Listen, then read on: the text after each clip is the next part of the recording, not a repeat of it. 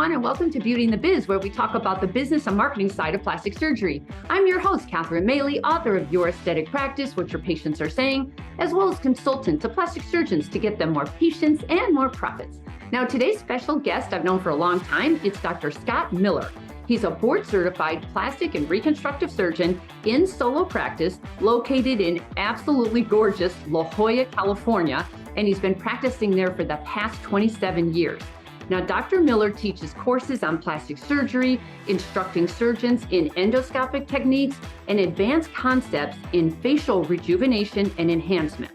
Now, he acts as an attending surgeon at Scripps Memorial Hospital in La Jolla and is a voluntary clinical instructor of plastic surgery at the University of California, San Diego. Dr. Miller speaks at medical conferences and has authored multiple textbook chapters on facelift advancements, along with other numerous medical articles. Dr. Miller, thank you for showing up on Beauty and the Biz. It's a pleasure to have you. Glad to be here. Thanks for having me. Yeah, I'm glad we finally figured this out. Exactly. So tell me something. I happen to know you're from Las Vegas. How did you get from Las Vegas to absolutely gorgeous? For those of you who don't know La Jolla, California, it is the highest end, the most breathtaking views I've ever seen. The weather is magnificent. It's San Diego, but it's just a really prime area of, well, what makes La Jolla so special? Yeah, I mean, I think you hit on it. I think for me, it has the benefits of being its own town with its own identity, with its own character, and yet it's got like everything you'd want in a bigger town.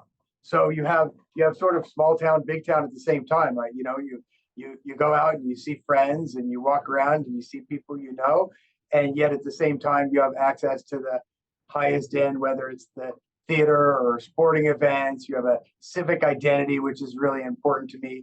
I spent some time in Orange County and I just didn't feel that. So with all respect to my friends and colleagues in Orange County.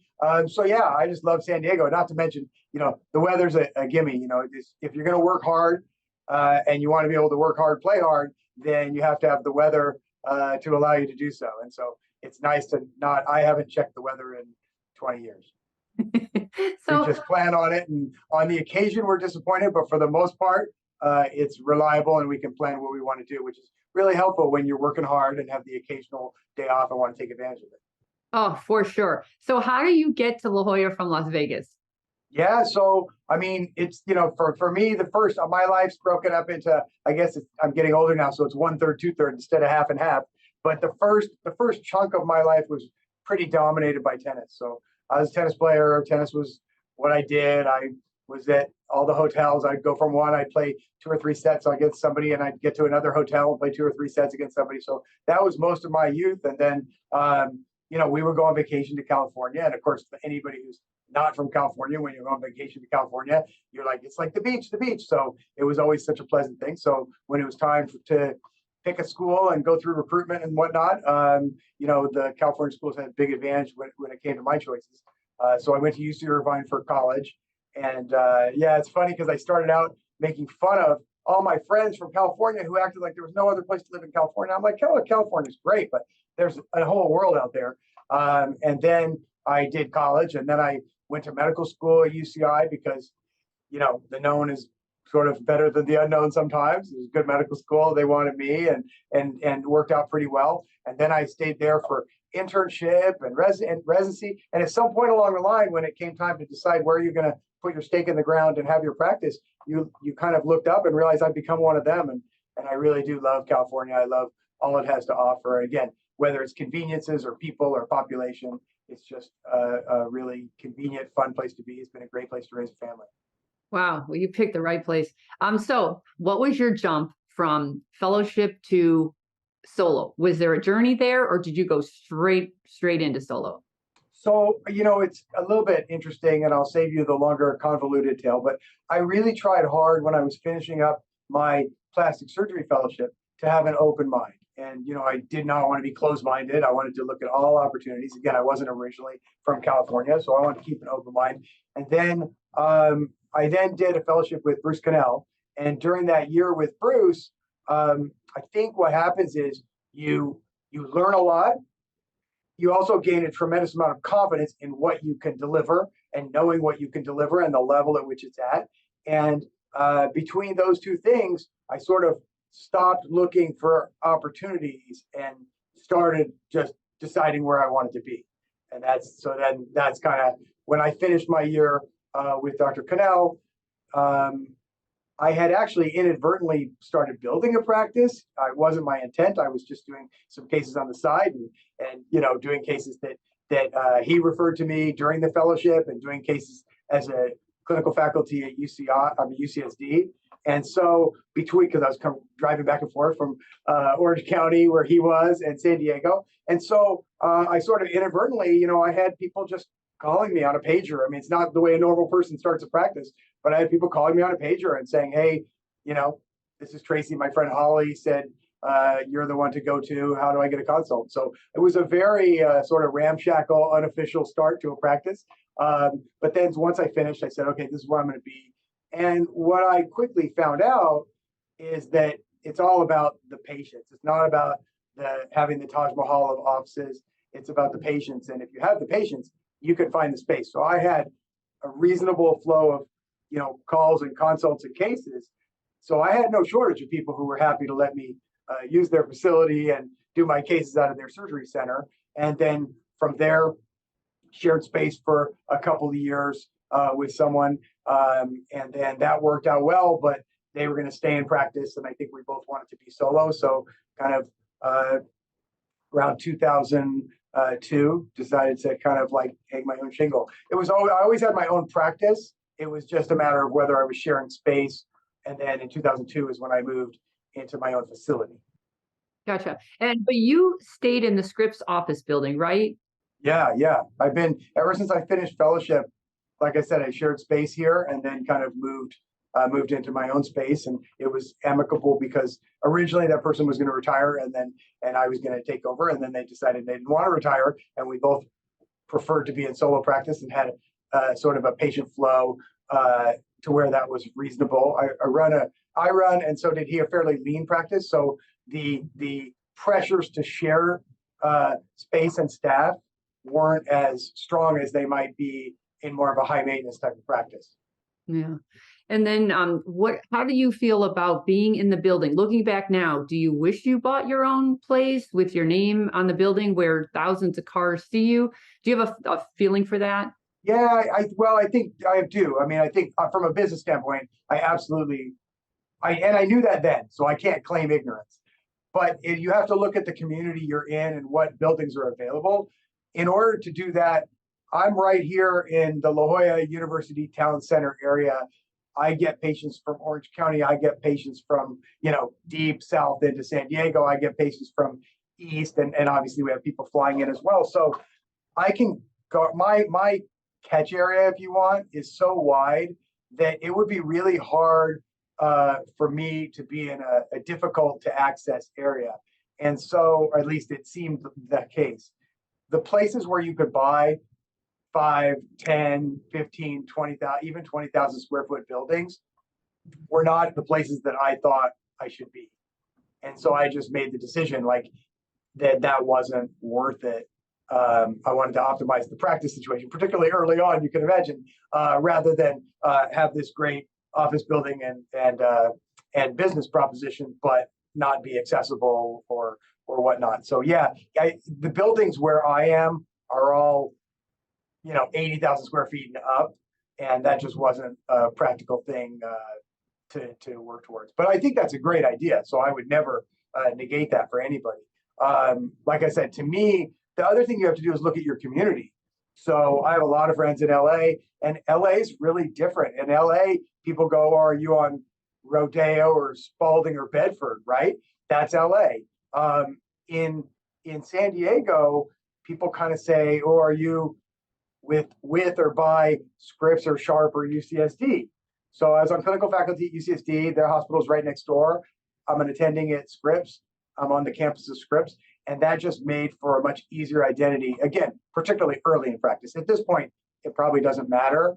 But at this point, I'm also set and settled. So, oh, I'll bet there's a lot of cachet to the name Scripps, and everyone knows where it is. And it was probably a really good play on your part. Exactly. It's just, and again, in our community, I had young kids when I was starting out, And all you have to do is go to a 4-year-old's birthday party, and you'll find out right away what people are looking for, because they ask you, like I said, they ask you, oh, are you with Scripps or UCSD or Sharp or something? That's the question we get here. Again, I think the question's different in LA, different in Orange County, and probably different all over the country. So I think you have to know kind of your community as well. Right. And then regarding reconstructive versus cosmetic, did you jump right into cosmetic? Were you doing half and half? And what do you do now?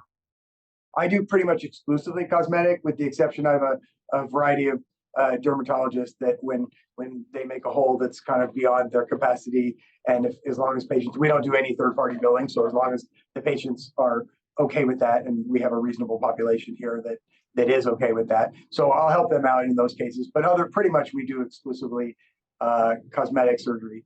And while that was always obviously I did a fellowship for a year with Bruce Cannell. I didn't do that so I could do free flaps. So I had an open mind starting practice on sort of whatever it takes, and definitely willing to hustle. But that was always my dream, and it actually came to fruition much quicker than I expected because of a variety of circumstances. As I said, when I finished the fellowship, I sort of found myself in practice. Well, I found myself in practice as I was still waiting to get hospital privileges. So I was doing cases out of surgery centers and office-based surgery centers while I was still waiting for that. So by the time all that came through, I had developed, inadvertently a pretty decent aesthetic practice. And at that point, I took some call early on, just again to hustle and to be available. I worked a half day at a wound care center, but at some point you have to say it's not fair to your 7 a.m. case patient to be up at 2 a.m. doing a facial fracture. And there's a lot of people who need the other work to get going. So leave that to them, and you do what you're best cut out to do. And that you prefer to do, probably. Exactly. I think if you stay in your sweet spot of what you're good at and what you enjoy, better things are going to happen for both you and the patient. Now, the challenge with a plastic surgeon is you were very heavily trained on face and body.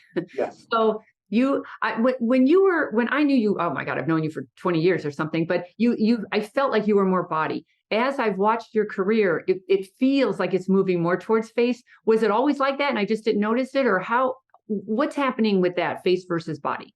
Yeah, I mean, my passion was always facial aesthetic surgery, because I think in my feeling is that it's the pinnacle of our art. It's the most precise. I think if you could do that well, you can carry that over to the other venues of breast and body. I don't know that it always goes the other way. I'm sure I get some pushback on that, but that's how I feel for me. So for me, at the same time, when you start practice, look, most people's first bunch of patients are going to be the patients their age or around their age. So I'd say my practice was sort of 50-50 starting out, which is, I think, unusual when you're 34, 35, 36. And then, but over the years, the face part's gone up and up and up, both by natural referrals as well as by inclination.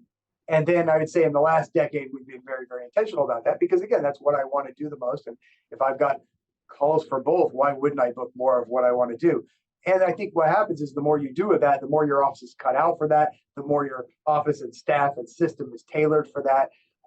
And it goes the other way too, So if you're doing a ton of big body cases, you probably have all the systems and protocols and everything set up for that. So this just works best for us. It works best for our patients. And I'm about 85% now. I mean, the breast cases, the body cases I do are just because I'm doing something else. It's either a previous patient or I'm doing something else and they want it done at the same time. And the breast cases I'm pretty selective for. I just honestly try to do things that I enjoy and that I know I can hit a home run. And if I don't think it's one of those two, there's plenty of people out there. I didn't know it was even that much. That's amazing. And I just think that's so logical. As you get older, you decide, or you have preferences. And it's like, why kill yourself doing 10 procedures, little procedures versus like 2 or 3 really good facelifts a week or a month. I mean, that just makes a lot of sense to me. If you can pull that off, you're working smarter and less hard. Exactly. And I know that there's other people who find from a business perspective, oh no, knock out 5 breast dogs. And that's great if that's their thing. For us, and I enjoy still doing, straightforward breast augmentations. But for me, I enjoy, surgeons like to do surgery. So I enjoy coming in and getting settled in the OR and having one or two really juicy cases that appeal to me and that I enjoy. It's just an efficient practice for us. There's not a lot of changing for post-ops because it's your face. We've got it kind of down, like I said, just as if a breast or body focused practice probably would as well. But for us, we feel really comfortable with what we produce. We have a pretty good price point. And so it all works together to make a practice that's just incredibly satisfying for me and for my patients. Well, I call the facelift patient the long tail patient because if you have one of them, you're obviously a more mature, usually financially, sound person, and they care about your skill and expertise. They are not shopping around for the cheapest; they're shopping around for the best. And the first thing people do, especially in your kind of area, they don't go online. They talk to each other. Who did you go to? Who's the guy to go to? They can be your absolute automatic marketing machine. So I love where you're going with that. It just makes your life a lot easier. I think you're absolutely right. And I think that's partly too, is I don't want to be, I enjoy my patients. So as much as I said I enjoy surgery, which I do, I enjoy my patients. I enjoy seeing people. I'm an extrovert. People energize me. I enjoy the give and take with my patients. They give me vacation and restaurant recommendations. And, I really enjoy the dialogue back and forth. So I enjoy having relatively sophisticated, intelligent, bright, funny people as patients that I interact with. I mean, I interact with my patients and my staff is a huge chunk of my life. And so I want to enjoy that. So I'm not trying to be sort of the surgeon who walks in and walks out and doesn't take questions and doesn't want to discuss things and stuff like that. So that clientele really lends itself to that, the face clientele. Okay. So you mentioned that you have a lean machine there. Yeah. What is it made up of? Because oftentimes when you go facial or concentrate on that, sometimes you want to also do the non-surgical to develop that relationship. So when they are ready for surgery, they choose you. What's your feeling on that? And if so, then you need to bring on some other staff who can handle that and be revenue generators. How did you set that up? Yeah, I mean, I think there's different paradigms, and again, not to judge anybody else's paradigm, but I don't have an MBA. I didn't go to business school. I didn't take any extra courses. I just try to be smart and reasonable. And I did early in my career do a lot of reading of adjacent and ancillary fields to try to gather as much as I could. Books like yours weren't out then, and there wasn't a lot of I read some of the dental literature. Actually, had much better stuff at the time. And just general business stuff. So, and then I had to sort of extrapolate on how that would mean to plastic surgery. But the bottom line is, I have 6 full-time employees and then 3 anesthesiologists that rotate through our surgery center. And that's enough for me, right? So I hold no illusions that I could manage 25 people. And so I try to keep it relatively lean and simple. I think we're really lucky in what we do is we have a reasonably healthy margin in what we do. And so I really don't need to then try to make an extra 10% in nickels and dimes and dollars when that means making my machine much more complicated and more difficult to run. If it means I'm going to sit in the office for an extra half a day, right, or more doing administrative duties because I'm running this big machine so that I can have a 10% bigger gross, and that's gross, then you have overhead and then you have taxes. It just doesn't, to me, I'd rather have the extra, half day off, and I do. So that to me is kind of how I've kind of made it work to have a good, I don't really like work-life balance. Work-life integration is a better way to put it, especially when you're in solo practice. It's just, I live 10 minutes away and it just makes me enable to not feel like I'm missing out on anything with the kids or the family or the social life, and at the same time commit fully to my patients and my practice. I hope everyone caught what you just said. A 10-minute commute. I would recommend keeping your commute as simple as possible. There's too much more you have going on to become a successful plastic surgeon. Your commute should not be part of the aggravation. Exactly. I mean, I would say sometimes if you want to wind down, you can sit in the car an extra 5 minutes if you want, but who needs to sit in traffic or lose 30 minutes of your day each way getting to and from work. I mean, I just think that, and when I just can't tell you the conveniences of being so close to the office, being able to pop back and pop in. I mean, yesterday I finished my case a little early, ran home for an hour and a half, and then came back because I had patients starting at 2. So, you just can't, I couldn't do that if I lived in the Valley and had an office in Beverly Hills. So, for example, especially traffic in California, dear Lord. Yeah. yeah. So again, San Diego, we have rush hour traffic still, as California, but we don't have too bad of off hour traffic. So that's kind of nice. And I mean, I'm sure people come here from other parts of the country and think we have horrible traffic, but if you go a little north of here, you see it gets significantly worse. So yeah, we're really fortunate that way. Well, I know anybody who's I'm in Northern California. So whenever I'm in Southern California, everyone knows the horrendous trip between San Diego and LA. Everyone's done that. And as a tourist, you're like, oh, how long can that take? Oh, it can take a long time. It can take hours and hours. Well, my kids, obviously I had 3 kids. They all participated in all kinds of activities, sports and other things. And the number of times I've driven back and forth, mostly to Orange County, occasionally to LA and Pasadena. The crazy thing is, if you pick the right time, it could take an hour and a half. That's the crazy part. But if you pick the wrong time, it could take 4.5 hours. So you get a little strategic with that. Yeah. So back to staff. Does your staff appreciate that they have Fridays off? Yeah, I think they do. I hope they do. When did you do that? There's always a little hedonistic adaptation. So they probably appreciate it in theory, but then get kind of used to it and comfortable. But yeah, I think, I think they do on the whole. I think I have a really great, dedicated staff. We're all on the same page of we don't try to milk the practice of the patients. We're here to serve.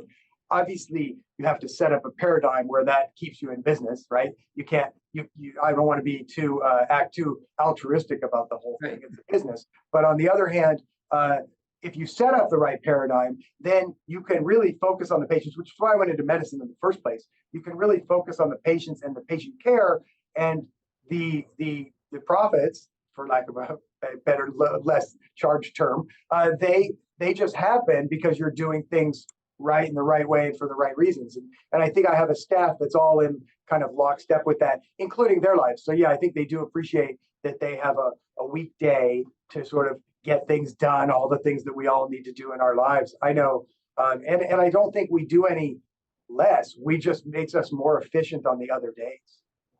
I have never heard of this before, quite frankly.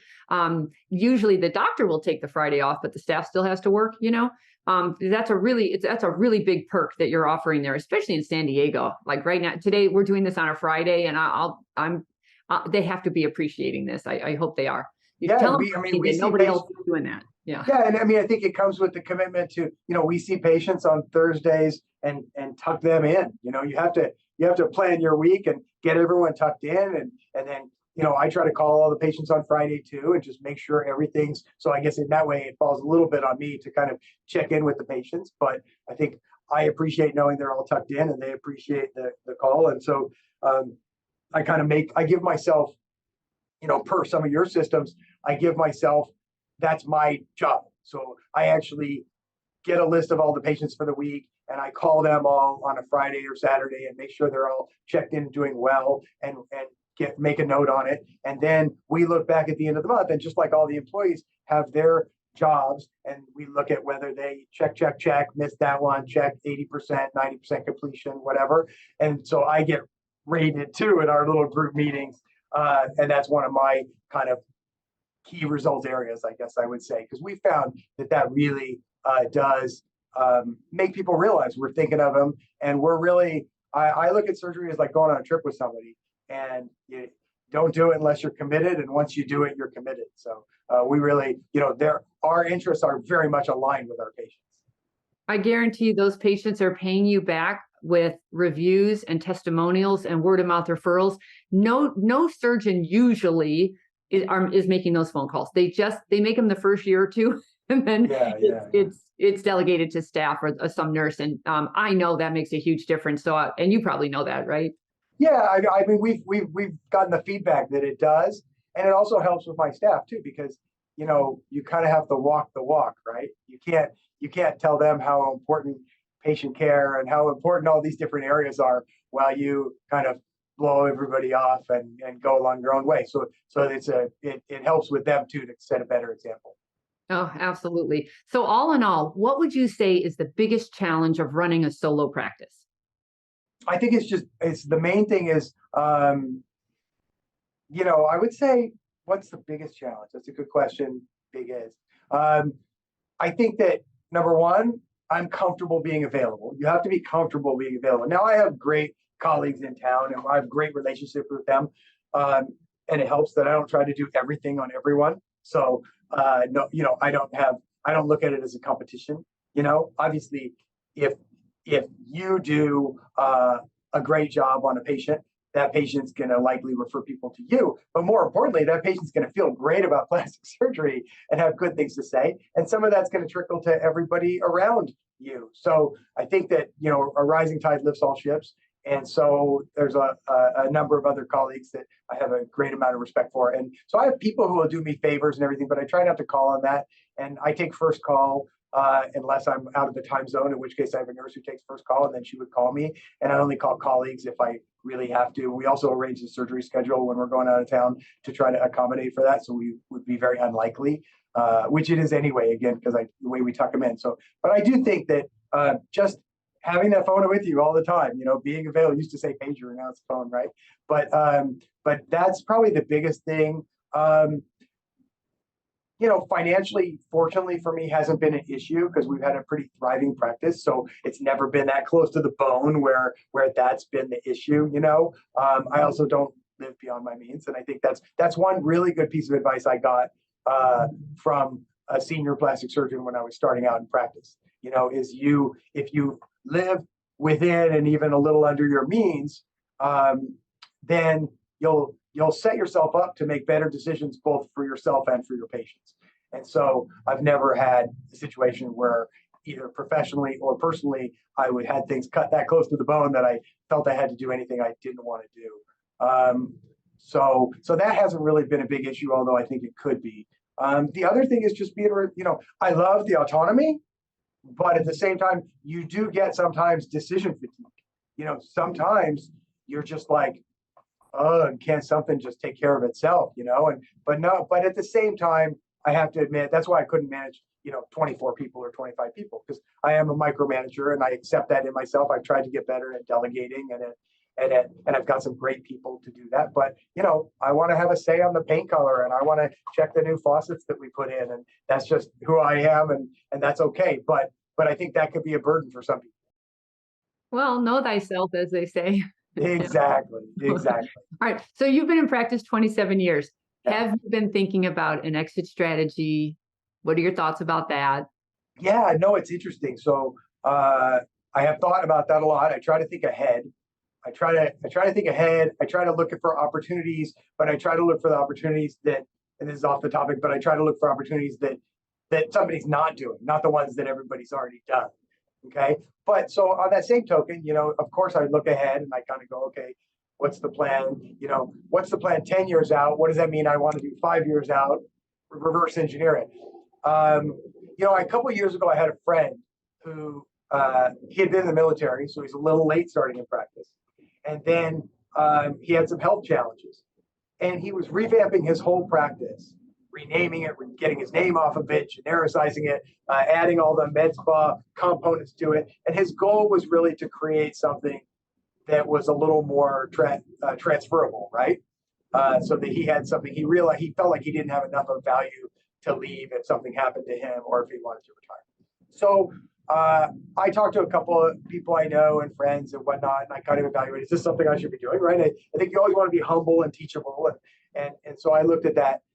What I came up with, again, for me, is that I could invest a ton of money up front, and a ton of time and a ton of stress trying to sort of revamp, restructure, remodel our practice and create something more sellable, quote unquote, versus, I'm fortunate enough to have plenty of cases. Like I said, I don't work Fridays, so, and I still don't want to, but like, if I really, versus, throw on a breast dog every Friday morning and put that in a separate account. And then somebody else said this, I didn't think of this, but he said, throw on a breast dog every Friday morning or Thursday afternoon, put that in a separate account. And then, 20 years from now, just lock the door on the way out, access that account, and you bought out your own practice. So Nice. again, I'm not saying that's for everybody. And I certainly won't be refusing offers when the time comes, if there's a good opportunity. But I decided that it's more important to have and live and experience and work within the practice that I want while I'm practicing than to turn it into something less comfortable so that one day maybe ... I don't think there's any one answer, but I do love your philosophy on I want to enjoy my work since I'm there only 4 days a week. Yeah, exactly. I mean, you've got that set up just the way you want it, and it's working for you, and the staff's happy, you're happy. Why not? I mean, why change? Exactly. And you mentioned the staff. I've had incredibly good luck with, staff longevity. And we have patients come in and they recognize Betsy, who's been with me since I started practice, Katie, Christine, who's been with me over 15 years, Katie, who's been with me well over a decade. And the most of the people that have left, hi to you out there, most of them, it's because of, marriage or pregnancy, or we're in a military town, so if they're married to somebody military, the military person gets transferred, so and that happens. So I actually have a decent number of plastic surgeons around the country who appreciate that I've hooked them up with really good employees, because when I have an employee going to another town, I call ahead and try to find something for them because they're relocating. But I think that all goes together too. I shared space with somebody, I saw the challenges of that. I then looked around. I mean, I see brothers who can't get along. I see, father, daughters, father, sons that can't get along. No less best friends that can't get along. I mean, the number is, I don't know what the success rate is, but it has to be 20% or below of people that join together. And probably there's another 20% on the other end that end up in horrible divorce / acrimony / legal action. So that's just not something that to me is worth it when I weigh the pros and cons. Again, I run a relatively lean practice. So when I shared space, what we found is in very short order, we had one receptionist who was overwhelmed because we had two busy surgeons in the same office. We definitely both needed our own patient coordinator. We definitely both needed our own nurse and in the office. And since we were both busy surgeons, I guess we could have figured out how to do the OR time, but I was working 5 days a week at the time and 3 days in the OR, and he was working 3 days in the OR. So that was going to be a log jam. But we fortunately had two ORs. So we had two ORs, two OR teams. We had two nurses, two patient coordinators, and shared a front desk person who was overwhelmed. And there wasn't a lot of savings there. Rent, just not to break it to anybody, but like if your biggest issue is rent, and I'm in California and we pay obscene rent, thanks Scripps Realty. But having said that, if your biggest issue is rent as a cosmetic plastic surgeon, you need to rethink how you're doing things. And I don't mean that to be harsh, but I feel that way for myself. That's really a good point. Let's talk about competition. La Jolla, I don't know as well, but Newport Beach has something like 150 plastic surgeons. Yeah. How far are you from Newport Beach? And is that a competitive area for you, or do you have your own local competition that you have to do? Both. We certainly we have a ton of people here. I think the joke was at one point between my building and the building next to me, there were probably 25 options to get a blepharoplasty. Between the ENT and the plastic surgeons and the ophthalmologists and oculoplastic surgeons and whoever else thought it was a good idea to do that. We definitely have that just on Scripps, and then UCSD is next door, and then Sharp is 10 minutes down the road, and then there's other Scripps campuses and UCSD campuses further south. So and then even though Camp Pendleton separates us from Orange County, there's no question South Orange County, I get patients from South Orange County and Newport Beach and some from LA, and I'm sure they get patients from here. So I think especially when you're kind of like, whatever niche you're in, right? But if we're in the higher end facial aesthetic niche, if you will, then it suddenly becomes like a handful of people, and you have people are definitely can go where they need to go to find the right fit for them. And I'm a big advocate of that. So by all means, I think that's smart of them to find the right fit.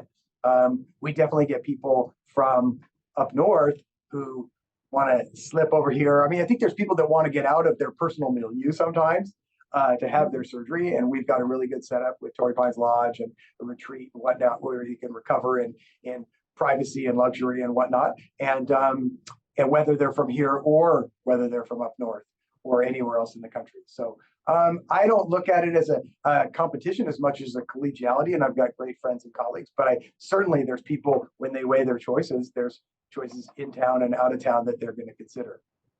But you also haven't taken that for granted. I saw on your website, and I don't know why everybody doesn't do this, it says, why choose Dr. Miller? Like it literally says, why choose us? And you're very specific about your 4 core values. And and it's just, it has a whole section of why us. And I think you have to be so logical and emotional with patients, because they buy, well, they're logical to begin with, but then they buy emotionally. But I think you have to spell it out. Why you? I do think so. And I mean, we might add a section, why not you? Why don't choose us too? Because I think there's reasons to choose or not choose a practice, and you need to find the right fit. And, I want patients where we're the right fit for, and I'm confident there's enough of them that'll keep us going and thriving. But, I think I want patients that are happy, before, between, and after, and then refer other people. We don't do any other marketing really. So I think that absolutely, I think, we have this, as you mentioned, a passion for performance, and the 4 is quality, integrity, safety, and service. We want to do excellent work. We want to have integrity and do what we say we will do. We want to, safety is always first, and we don't cut any corners. I'm very lucky that my wife has a master's in public health, and she's an RN, and she's not in the office all the time working, but she oversees our surgery center and our certification. And, we don't cut any corners. We do the same. We create an OR and recovery room atmosphere and safety setup that is what we would want if we're all having surgery, and many people in the office have. So that's kind of, and then service. We want to serve our patients. Like I said, we pick the right paradigm so we don't go broke. But at the same time, we're here to serve and serve a function. And, when I wrap things up, I want to feel like I contributed something to someone somewhere. That's really important to me. So yeah, I think that's kind of a really important part of what we do. I really believe in a core value of respect, and respect involves what I like to think of it as care, because it's a nice acronym, care. But it's kindness, appreciation, reliability, and enthusiasm. I think personally, kindness shows appreciation for people's feelings. Appreciation shows respect for people's feelings. I should say appreciation shows respect for people's time and effort and choices. Reliability shows respect for people's commitments, and for yours. And enthusiasm shows appreciation for their own opportunities that you've been given. So if we kind of look at it each day as like, hey, look at all these great people we get to meet. Look at all these great people we get to serve. And if you can keep that attitude, and again, I don't, not to be Pollyannish, within the right paradigm, then we try to we find that works really well for our practice, and then we try to express it, as you said on the website, is that this is what we have to offer. There's certain looks you might want to achieve, that might not fit with our aesthetic. So look at the pictures, talk to us, and we'll give you an honest impression of where what we see, given your concerns, where we think you should go. Listen to where you're trying to go and see if it's a good fit. That's why I think your marketing is spot on. You're attracting that niche market that you want the most of.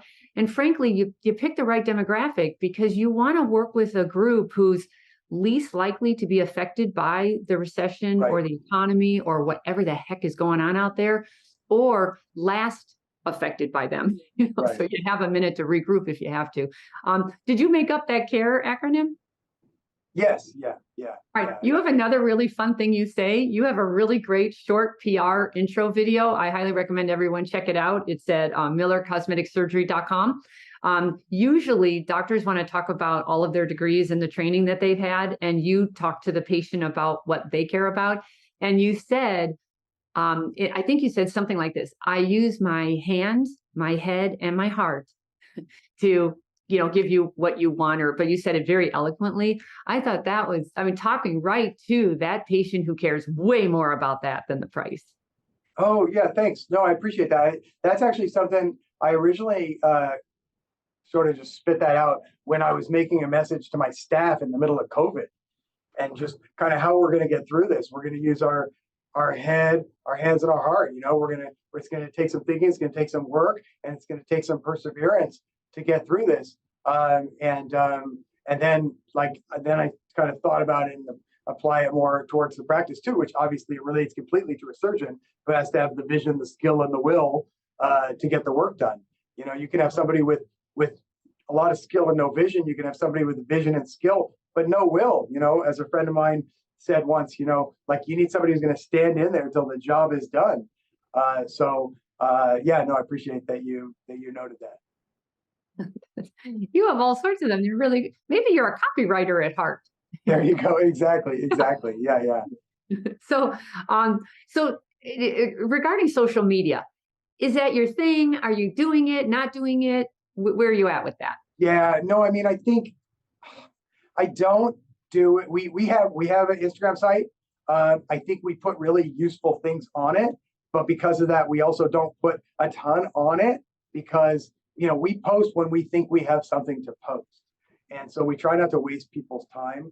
It's got to be either really helpful and knowledgeable, or we think it's really funny. But basically, we don't dwell on those things and overwhelm on those things. We're really not doing it.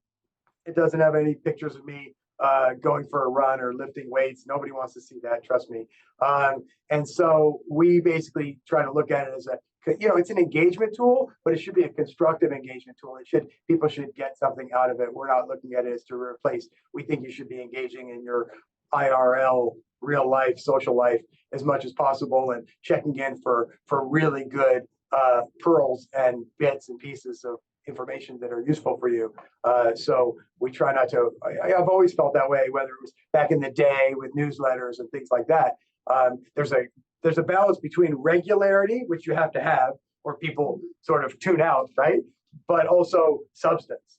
And I think I know for me, if I'm getting newsletters and I'm not, if 4 out of 5 aren't like incredibly substantive, then I'm just, unsubscribe. So we try to find that balance. I just want to suggest that if you just try it, do a couple jogging, you playing tennis, you playing with the dog, just try and watch what happens. We women eat that up. When I do the tennis, I'm pretty comfortable with I have a pretty decent background in tennis. So yeah. I drag my son, who also played college tennis, out there, and I'm always been to the tennis one. But like I said, nobody wants to see me on the driving range. So. Okay.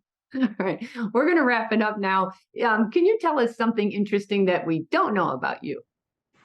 The tennis would probably be the easiest one. Again, a whole different life.